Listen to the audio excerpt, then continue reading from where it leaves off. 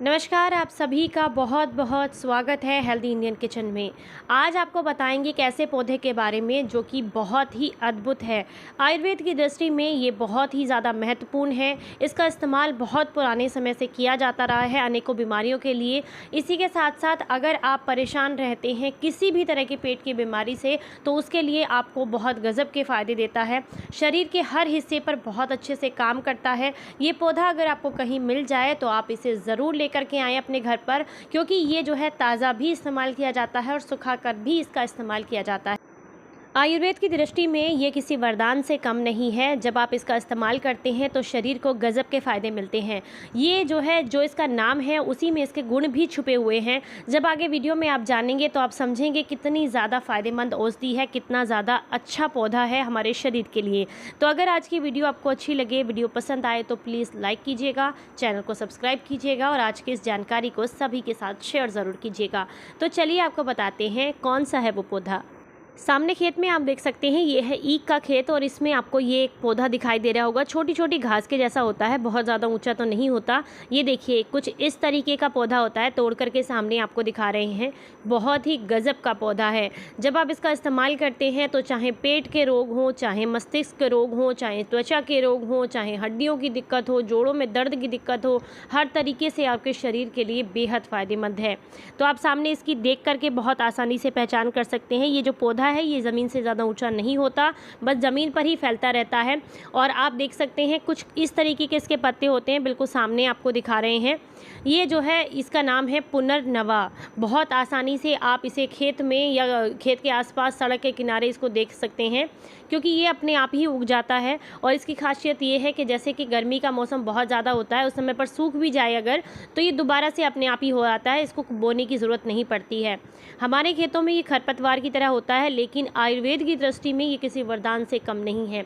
इसको बहुत सारे नामों से जाना जाता है, जैसे कि अंग्रेजी में इसको होगवीट कहते हैं, संस्कृत में इसको पुनर्नवा कहते हैं, विशाखा भी कहा जाता है, कठी लल्क भी कहते हैं और शशि वाटिका भी कहा जाता है। इसी के साथ साथ अगर हम बात करें कि इसको बंगाली में क्या कहते हैं, तो बंगाली में इसको पुनर्नोरबा बोलते हैं और मराठी में इसको पुनर्नवा या घेंटुली भी कहा जाता है। पंजाबी में इसको खट्टन कहते हैं, उर्दू में बाश खीरा बोला जाता है, कन्नड़ में सनाडिका बोला जाता है, नेपाली में ओलो सांग बोला जाता है, गुजराती में इसे कहा जाता है राती सातोडी या वसेडो भी कहते हैं, और हिंदी में तो इसको लाल पुनर्नवा, साठ या गदहा पुना भी कहा जाता है। इसके बहुत सारे नाम हैं। आपके यहाँ अगर किसी और नाम से जाना जाता है तो मुझे कमेंट बॉक्स में ज़रूर बताइएगा। इसकी जड़, इसका तना, इसकी पत्तियाँ, इसका मूल यानी कि इसके बीज, सब कुछ इसका बहुत ज़्यादा फ़ायदेमंद होता है। इसके पंचांग का काढ़ा आपके शरीर को गज़ब के फ़ायदे देता है। तो आप इसकी पहचान कर सकते हैं। इसकी एक पहचान ये भी है कि इसको अगर बहुत ध्यान से और गौर से देखा जाए तो इसकी डंडी हल्की सी लाल सी होती है। अब मैं इसको घर लेकर के आ गई हूँ। इसे अच्छे से धुल करके साफ़ कर लेना है बढ़िया तरीके से, क्योंकि खेत से जब आता है तो इसमें मिट्टी बहुत ज़्यादा होती है। तो यहाँ पर मैंने इसे बढ़िया तरीके से किसी बड़े से बर्तन में रात भर के लिए भिगोकर छोड़ दिया था। ऐसा करने से इसकी जड़ों में जो मिट्टी रहती है ना, वो सारी की सारी बहुत बढ़िया तरीके से साफ़ हो जाती है और फिर आप इसका आसानी से इस्तेमाल कर सकते हैं। इसके पंचांग को आप काट करके सुखा करके घर में रख सकते हैं, बहुत सारी बीमारियों में काम आता है। मान के चलिए आजकल सबसे ज़्यादा बीमारियां किस चीज़ की होती हैं? पथरी की समस्या होती है लोगों को ज़्यादातर, और इसी के साथ किडनी की सफाई करना होता है, लीवर में इन्फेक्शन की दिक्कत होती है, लीवर में सूजन की दिक्कत होती है।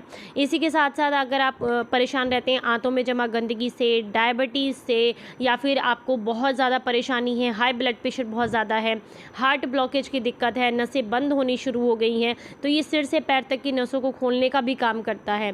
इसी के साथ अगर आप बात करें बच्चों के लिए, तो अगर बच्चे जो है ना, बहुत ज़्यादा छोटे बच्चे नहीं, 5 साल से ऊपर के जो बच्चे होते हैं, अगर उनको जो है किसी चिकित्सक की सलाह के साथ इसको दिया जाता है, तो जो बच्चे जो है जल्दी से विकास नहीं कर पा रहे हैं, विकसित नहीं हो पा रहे हैं, उनको बहुत ज़्यादा फ़ायदा करता है। इसी के साथ अगर उनको मूत्र रोग से रिलेटेड कोई परेशानी है, जैसे कि बार बार आता है, या कुछ बच्चे ऐसे होते हैं ना बिस्तर पे कर देते हैं, तो उससे भी उनको बहुत ज़्यादा फ़ायदा मिलता है। ये बहुत गज़ब की औषधि है।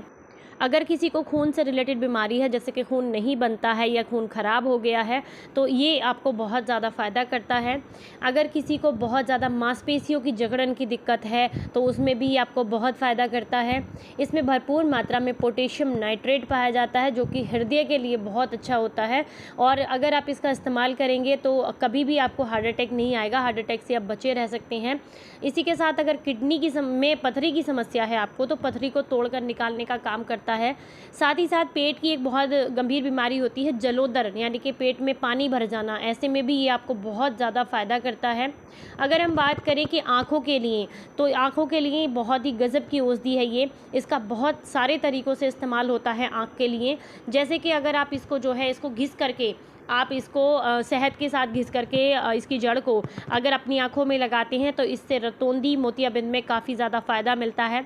इसी के साथ अगर इसकी जड़ को आप घी में पीस करके अगर आँखों के अंदर लगाते हैं, तो आँखों में होने वाले इन्फेक्शन से, लालिमा से, सूजन से आपको छुटकारा मिलता है।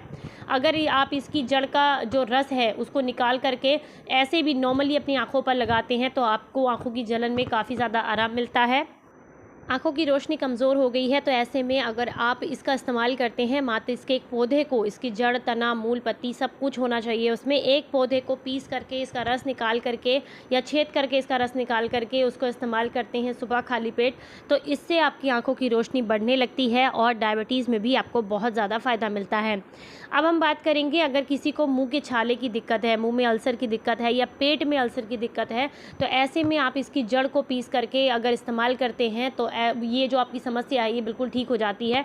तो जड़ को दूध के साथ घिस करके आपने पीसना है, या तो दूध के साथ घिस करके उसको ऐसे ही पत्थर पर घिस लीजिए, या फिर दूध के साथ मिला करके उसको पीस लीजिए।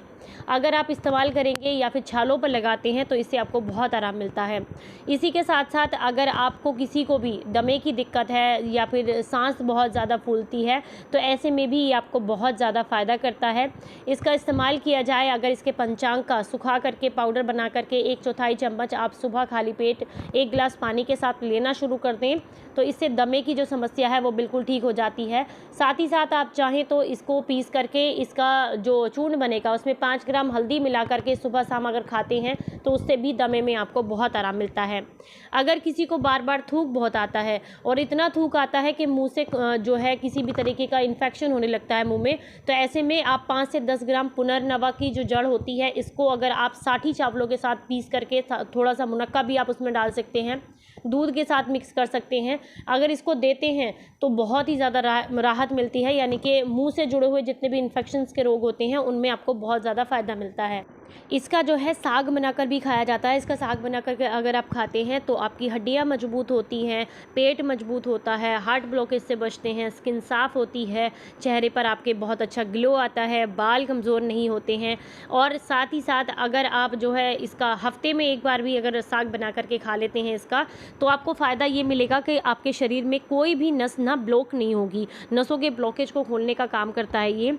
अगर किसी को अस्थमा की प्रॉब्लम है तो उनको इसका साग बना करके ज़रूर इस्तेमाल करना चाहिए। अगर आपको जो है भूख नहीं लगती है, तो ऐसे में आप इसको पीस करके, इसके पंचांग को पीस करके इसका चूर्ण बना लीजिए और शहद के साथ मिक्स करके खाने से इससे भूख बढ़ती है और आपका डाइजेशन भी आपको बहुत ज़्यादा अच्छा रहता है।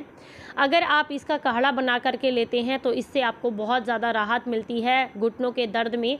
इसी के साथ जो लोग जलोदर जो समस्या है, पेट में पानी भर जाने की जो समस्या है, उसमें अगर इसका इस्तेमाल करते हैं तो आपको बहुत ज़्यादा फ़ायदा मिलता है। अगर आप इसका काढ़ा बना करके लेते हैं तो जलोदर ठीक हो जाता है, पेट से पानी निकल जाता है।